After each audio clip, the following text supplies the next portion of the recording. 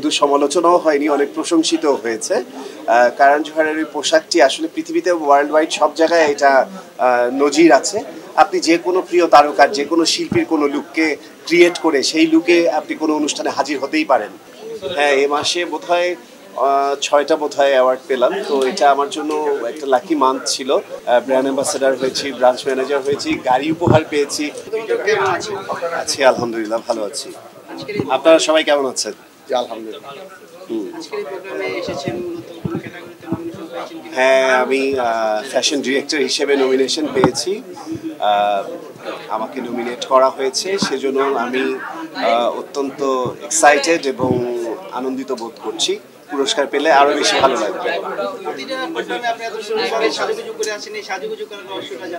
আপনারা আমার ইন্সপিরেশন। আমি আসলে আপনারা সবাই আমাকে মন্ত্রমুগ্ধের মতো জড়িয়ে ধরেন, এটা আমাকে অনেক বেশি ভালো লাগে।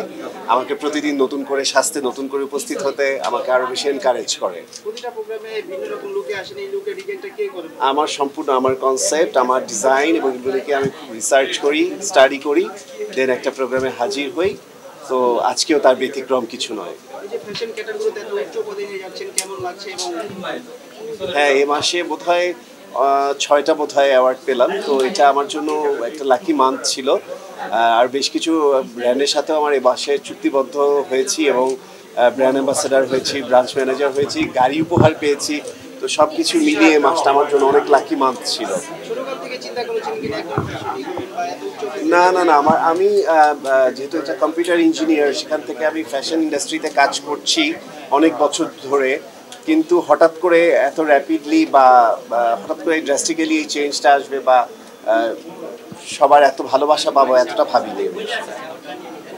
আমরা ওয়াইফাই অ্যাওয়ার্ডে দেখেছি আপনি কারণ জোহরের সাথে নীল একটি পোশাক পরেছিলেন, সেটি নিয়ে অনেক সমালোচনা হয়েছে। সেই সমালোচনা উদ্দেশ্যে কি বলতে চান? শুধু সমালোচনাও হয়নি, অনেক প্রশংসিতও হয়েছে।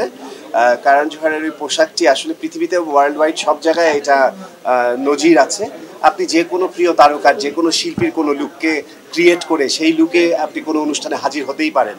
সেটা হতে পারে দেশের যে কোনো শিল্পী, হতে পারে বলিউডের কোনো শিল্পী, হলিউডের কোনো শিল্পী।